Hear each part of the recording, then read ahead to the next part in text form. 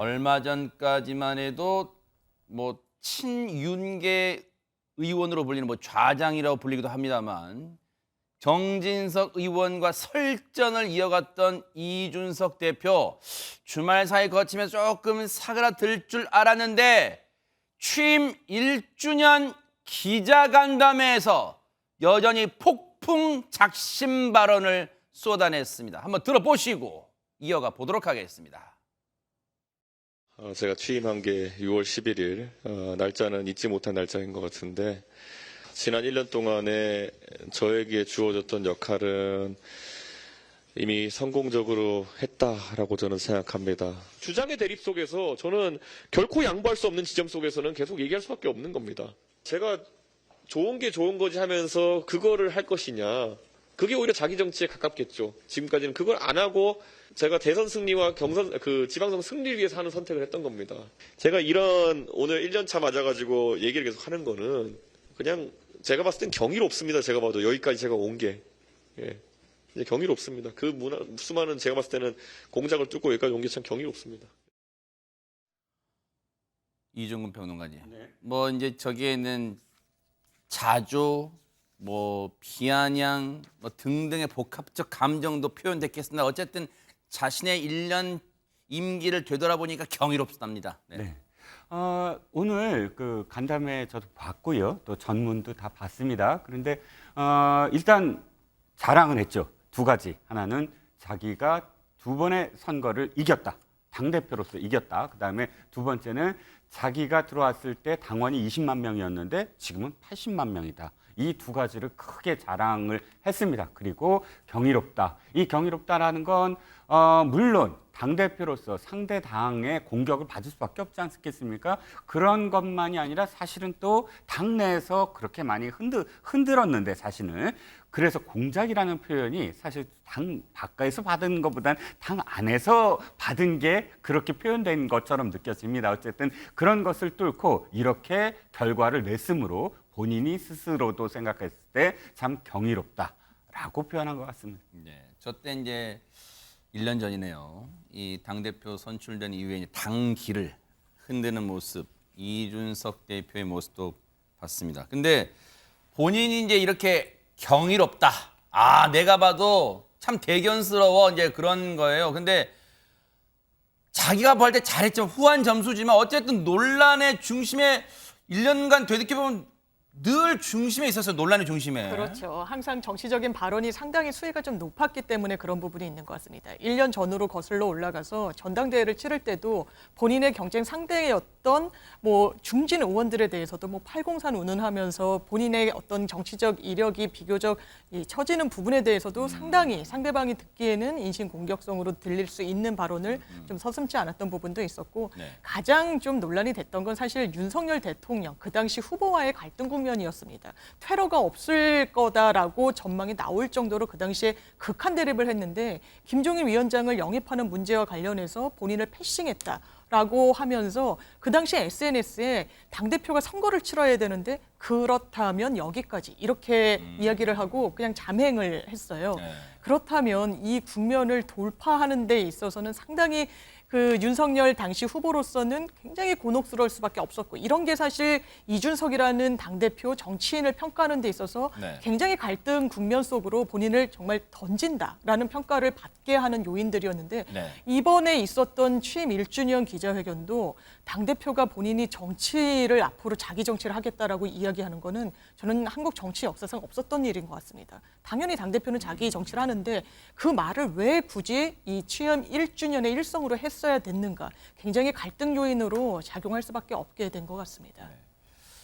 이준석 대표의 지난 이 임기 1년을 돌이켜보면 여러분도 그런 생각하실 거예요. 이 구사하는, 그러니까 사용하는 어휘, 단어 하나하나가 심상치가 않아요. 공작이라는 표현을 쓰잖아요. 자신에 대한 공격을 그냥 공격 정도가 아니라 공작, 그런 표현을 씁니다. 그리고 앞서도 들어보셨겠지만 기자간담회인데 마치 상대방과 치열한 토론에서 싸움, 언쟁을 벌이는 것처럼 격정적인 감정도 막 드러냈어요. 그런데 어제 기자간담회에서 당연히 질문이 안 나올 수가 없었겠죠. 이 발언도 있었습니다. 얘기 들어보시고 이어가 보도록 하겠습니다. 네, 제가 당사의 숙식을 해결하면서 선거를 진짜 열심히 뛰겠습니다. 했는데 2주 지날 때까지 당사의 자리를 안 만들어줘요. 당대표가 당사의 사무실 하나 내는 거를 못하게 만들었던 사람들이 예? 저한테 무슨 말을 할 수 있겠습니까? 뭐 누구한테 뭐 협박을 하고자 하는 의도도 아니고요. 이렇게 참은 당대표가 어디 있습니까? 정진석 의원을 향한 발언들이 조금 있었는데 아직 좀 앙금이 남아 계시는 건지. 제가 정진석 의원을 싫어했으면 제가 정진석 의원을 제가 지방선거 공천관리위원장을 하라고 했겠냐고요. 아니 그랬으면은 나는 적어도 최소한 고맙다 소리는 못 들을 망정. 선거 끝나고 나니까 저를 공격하는 건 무슨 상황이냐고요. 이게 보면은 우크라이나 왜 가냐? 대통령실과 상의도 안 됐고 뭐 사람들이 난색을 펼쳐. 그거 얘기하는 사람은요 대한민국 둘밖에 없어요. 유튜브하고 정진석 부의장이었어요. 이 인물에 대한 얘기가 안 나올 수가 없었는데 역시나 나왔어요. 정진석 의원, 뭐 정진석 부의장, 아직까지는 부의장이니까요. 그런데 그러면서 유튜버 이런 얘기까지 또 나왔습니다. 유은겸 평론가님. 예, 이 이준석 대표의 기자회견 아니라 평소의 말투, 그다음에 그 구사하는 언어를 보면 평가 극과 극입니다. 저를 비롯한 꼰대 세대들을 볼 때는 발칙하다. 저렇게 자기 생색만 낼 수가 있느냐. 위아래도 없다라고 하는 꼰대들이 있는 반면에 85년생이에요, 이준석 대표가. 밀레니얼들이 볼 때는 요즘에 회사에서, 한국 회사에서도 직함을 안 부르고 뭐 이름을 부르거나 아니면 뭐 무조건 님 이렇게 부르는, 네. 외국에서도 사장한테도 하이 찰리 이런 발음 데 좋으신데요? 네네. 익숙한 사람에게는 뭐 5선을 지낸 부의장한테도 유튜버라는 행동 왜 하세요가 전혀 어색하지 않은 거죠. 그다음에 뭐 이준석 대표가 본인 생색을 내지 않더라도 공과 가는 너무나 잘 알고 있는데 아까 뭐 장윤미 변호사가 말씀했듯이 여태껏 이런 언어, 이런 표현을 구사하는 당 대표는 한국 정치사상 처음이기 때문에 낯설기도 하고 뭐 그다음에 어색하기도 하고 할 겁니다. 그러니까 그러나 한 당뿐이 아니라 대한민국의 국민으로 볼 때는 무조건 겸손하고 충성을 맹세하고 상명하복에 시달렸던 모습보다는 좀 신선하긴 하나 그러나 당 대표라면 조금은 정제된 언어, MZ세대의 단어만이 신조어만이 아니라 좀 정제된 언어를 썼으면 더 대표로서 그동안 한 일에 대해서 박수를 칠 수도 있었겠다라는 생각을 해봅니다. 영화 대사 같습니다만 지금까지 이런 당대표는 없었다. 뭐 그런 것도 떠올라요. 그런데 이 대목에서 궁금해요. 아마 시청자분들도 궁금하실 것 같아요. 앞서도 얘기 들어보셨지만 이종근 평론가님. 왜 다른 얘기할 때는 조금 이렇게 조곤조곤 잔잔하다가 정진석 세 글자만 나오면 감정이 막 격앙되는 거야. 뭐 앙금 남아있는 거예요. 진짜로 그런 겁니까? 뭡니까 이게? 글쎄요. 그냥 앙금이 남아있다고 한다면 그건 아직 미성숙하게 느껴질 것 같아요. 왜냐하면 아무리 정치인들이 이렇게 어떠한 경우에도 서로 말다툼으로 보이는 지경에 이르기까지 서로 공방을 벌인 경우 우리 많이 보지 않았습니까? 그런데 이미 상대방은 더 이상 말 안 하겠다라는 게 몇 호흡 전에 이미 이루어졌고, 근데 상대방은 아무런 말을 안 하는 게 꽤 됐는데도 불구하고 아무리 질문에 대한 답변이라도 저렇게 계속 이야기하는 건 실제로 앙금에 대한 문제이기보다는 저는 또 메시지로 읽혀져요. 어떤 메시지? 거 봐라, 건드리지 마라, 더 이상. 앞으로 건드릴 수 있는 상황은 너무나 많다라고 여겨져요. 왜냐하면 선거를 앞두고 사실상 당대표를 흔드는 건 쉽지 않습니다. 왜? 실제로 전쟁터에 나가는 장수를 흔든다 이렇게 표현되잖아요. 근데 평화 시에는 사실 당대표를 흔드는 경우가 많아요. 특히나 지금처럼 한 2년 후에 지금 그 선거를 치러질 때 보통 한 D-1년, 그러니까 1년 전부터 공천이 준비가 된다 그러면 지금은 당대표가 그렇게 자신이 의원들을 막 휘어잡을 수가 없어요. 공천권이 없으니까. 그럼 자기 말을 안 들을 거거든요. 다. 그러면 그 자기한테는 무기가 필요하고 그래서 혁신위를 동원을 해서 뭐 그 체제를 개편한다는 이유로 뭐 당무 평가도 하고 막 할 겁니다. 그러니까 의원들이 어쨌든 자신한테 계속 뭔가 바라보고 뭔가를 바랄 수 있게 만들어야 됩니다. 그러려면 흔들리지 말아야 돼요. 즉 자신을 흔들 사람들, 제2의 정진석, 제3의 정진석한테 이거 봐라, 나를 한 번이라도 이렇게 건들면 이렇게 될 수 있어 라는 그런 메시지가 아닐까 싶습니다. 아하.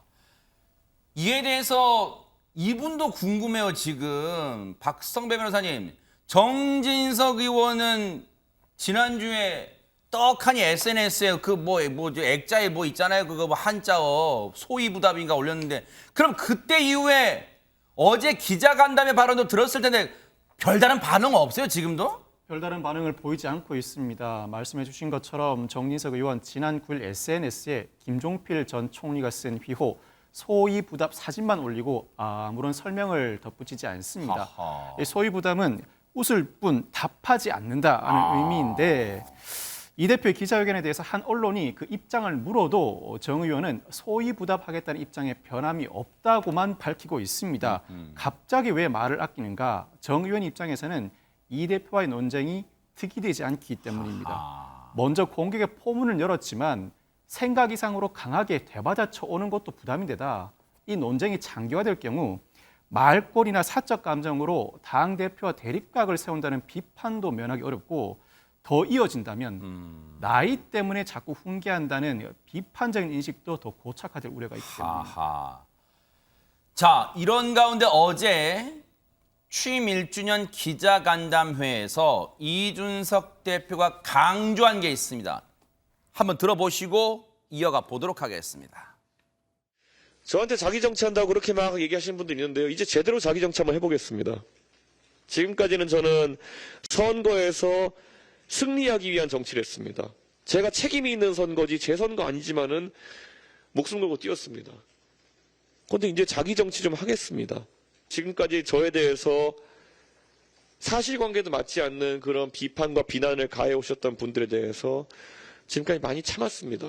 공적인 목표를 수행하느라 당의 대선과 지선을 이기는 과정 속에서 제 개인이 자기 정치 측면에서 입은 피해는 너무 심합니다. 이제부터는 그런 것들을 따져 물을 것이고 적어도 당당하게 논쟁하고 그리고 옳은 방향으로 세상을 바꾸기 위한 제 노력을 하겠습니다. 그리고 결과론적이지만 선거 이기는 데 있어서 했던 많은 것들은 이기기 위해서 한 것이고요. 제가 이제 자기 정치하면서 하는 모습은 완전 다를 겁니다. 예. 최정화 기자님, 자기 정치라는 말이 지금 계속해서 막 들리네요. 네, 방금 이 영상에서만 자기 정치라는 단어가 4번에서 5번 정도 나온 것 같은데요. 사실 언론에서 가장 주목한 단어도 자기 정치 이 네 단어였습니다. 이날 국민의힘 이준석 대표는요, 1시간 반 동안 정말 작심한 듯 그동안의 이 소회를 막 쏟아내듯이 이야기를 했는데요. 네. 이날 자기 정치라는 표현을 사실 전체 영상을 보시면 총 10번 정도나 사용을 했었어요. 그래요? 자신의 이 혁신위원회 구상과 또 우크라이나 출국 등을 놓고 정 의원이 자기 정치한다라고 비판한 것을 겨냥한 메시지이자 정면 대응 의지를 드러낸 것이다라고 언론을 보고 있는데요. 이런 이야기를 했어요. 제 개인이 자기 정치 측면에서 입은 피해가 너무 심하다. 이제부터 그런 것들을 따져 물을 것이고 적어도 당당하게 논쟁하고 또 옳은 방향으로 세상을 바꾸기 위한 노력을 하겠다라면서 자기 정치라는 말을 계속해서 했습니다. 이 대표는요, 이 마지막 이 영상에 나오지 않은 부분을 보면은 선거 지휘관으로 이 국민과 당원들을 위한 선거 승리를 이끌기 위한 지금까지의 1년이었다면 앞으로의 1년은 다를 것이다라고 이제 확신을 하면서요. 전시 때의 리더십과 또 평상시의 이 리더십은 다를 수밖에 없다라고 다시 한번 못 받기도 했습니다. 장윤미 변호사님, 이런 생각이 듭니다. 자기 정치라 쓰고 선전포고라 읽는다, 이런 생각이 들어요. 그렇습니다. 이거 완전한 선전포고의 다름 아닌 부분이 있는데, 그렇다면 이준석 당대표가 이야기하는 자기 정치가 무엇일 것인가? 그 단초를 볼 수 있는 게 사실 최근에 출범한 국민의힘 내부의 그 혁신위원회라고 봐야 될 겁니다. 사실 혁신위원회를 두고 이른바 윤핵관의 핵심으로 분류되는 권성동 의원이 처음에는 좀 난색을 표했습니다. 이거 최고위의 의결은 거쳤나? 이게 지금 수기 과정이 있었나라고 했지만, 이른바 이 정 부의장 민주당과의 어떤 그 난타전 속에서 살짝 발을 빼면서 나는 이 싸움에는 개입하고 싶지 않다라고 이야기를 합니다. 그렇다면 이 혁신위가 그대로 굴러갈 수밖에 없을 텐데 가장 큰 쟁점이 되는 게 공천 룰입니다. 지금 이준석 대표는 이 공천 룰과 관련해서 본인이 원하는 시스템 공천 그리고 과거의 친이 친박 이러면서 굉장히 갈등 국면을 일으켰던 부분을 또 이 기자 간담회에서도 언급하면서 다시 되풀이되지 않도록 하겠다라고 이야기를 하고 있어서 네. 이 부분과 관련해서 사실 공천을 실제로 행사하는 건 이준석 당대표 이후의 대표거든요. 1년 임기밖에 남아있지 않기 때문에. 네네. 그래서 갈등에 상당한 도화선이 될 거라고 점쳐지는 부분이 있습니다. 근데 이종근 평론가님 이런 생각도 들어요. 아마 시청자분들 중에 그런 생각하실 것 같아요. 이준석 대표 지금까지 1년을 되돌아보면 자기 정치 해온 거 아닌가? 지난 대선 때도 2번의 가출 등등등. 그렇습니다. 그 당시에도 어쨌든 자기 정치 하는 거 아니냐라는 비판 많이 받았잖아요. 이준석 대표의 특기가 뭔지 아십니까? 뭘까요?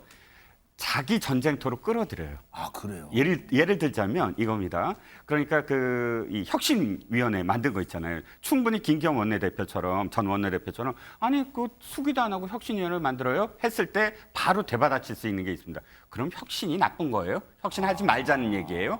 혁신하지 말자는 얘기예요. 딱 들은 순간 더 이상 할 말이 없는 거예요. 그러네요. 자, 우크라이나도 마찬가지입니다. 우크라이나 그거 정부랑 협의 안 하고 갔잖아요. 그러면 바로 이렇게 나옵니다. 우크라이나의 평화를 그러면 싫어하시는 거예요? 푸틴 편이에요? 전혀 다른 영역인데 자기의 명분을 갖고 명분으로 자기 전쟁터로 끌어들이면 거기서 명분 싸움에서 더 이상 이렇게 진전이 안 되는 싸움을 하거든요. 자기 정치가 똑같은 거예요. 아하. 자기 정치는 지금까지 나쁜 말이었잖아요. 자기를 비판은 난 지금부터 자기 정치하겠습니다라고 선언을 하고 무엇인가를 해요. 예를 들어서 명분 지금까지 하는 것처럼 명분을 세워서 그러면 이제 자기 정치는 나쁜 말이 아닌 게 되는 거예요. 자기 정치라고 비판을 못 하게 되는 거예요. 그러니까 그렇게 하나의 어떤 용어라든지 또는 어떤 이 전쟁터라든지 이런 것들을 자기가 유리하게 만들어가는 데는 굉장히 발달돼 있다. 어떤 그런 정치 감각이 그렇게 여겨지네요. 이종근 평론가님 말씀 들으니까 그런 묘한 전술이 되는 것 같아요. 자기 정치라 쓰고 소신 정치라고 사람들이 이상하게 판단하게 만드는. 여겨지게 만드는 거죠. 묘하게. 그게 지금까지 나쁜 말이었는데 그거 자기 정치가 좋은 뜻이구나 라고 여겨지게 만드는 거죠. 소신 있고 예, 예. 강단 있고 예. 그런 정치로. 아하. 그러면서 이준석 대표 말미에 기자간담회 말미에 이런 얘기를 합니다. 마저 들어보시고 이어가 보도록 하겠습니다. 혹자는 어차피 공천은 나중에 다음 당대표가 할 텐데 왜 공천 룰을 정하려고 하느냐. 그런 말을 하는 사람들 자체가 굉장히 시대 정신에 역행하는 발상을 하고 있는 겁니다. 당대표가 된 뒤로 무수히 저는 지적을 받으면서 여기까지 왔습니다. 그 지적이라고 하는 것은 보통 태도와 싸가지론에 관한 것들이 굉장히 많습니다.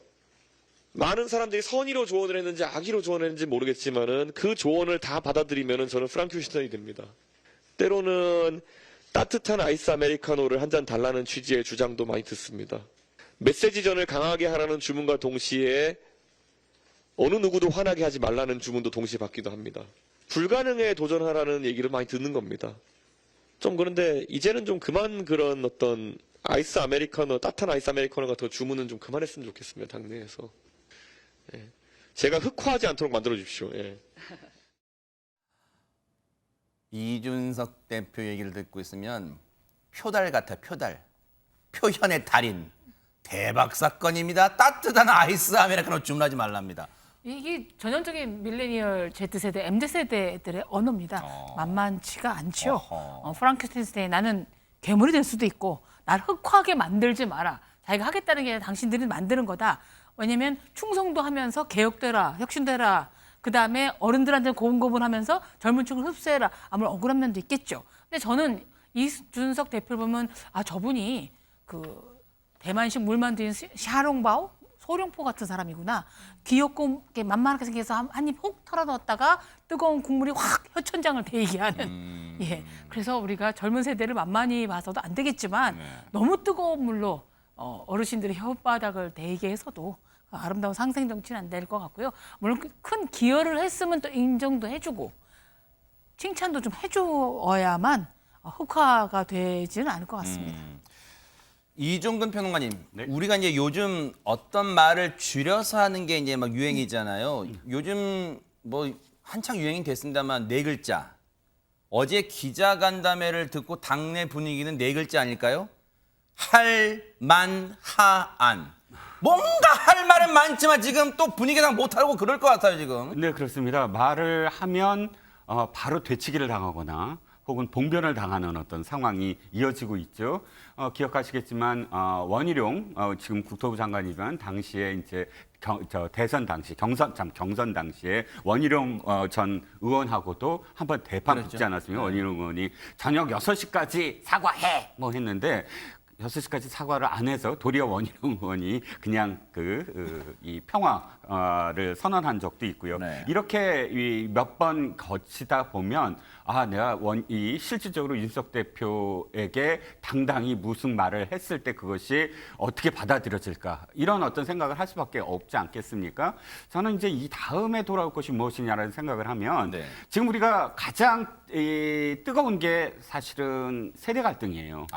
특히 박지원 비상대책위원장 기억하시잖아요. 네네. 86세대 물러나세요라고 했잖아요. 근데 그 당은 그게 진압이 됐습니다. 제가 보기에 봉합이 아니라 완전히 진압이 된 듯 보였는데 만약에 이 당에서 국민의힘에서 지금 우리 진짜 세대 교체해야 됩니다 하면서 혁신위를 겉으로 해서 만약에 세대 진짜 30대 40대를 막 등용하게 한다 공천 과정에서 더 많이 할 수 있게 한다 이런 식으로 가면 어떻게 될까요? 당내 30, 40대가 완전히 또 중심이 돼서 모일 겁니다.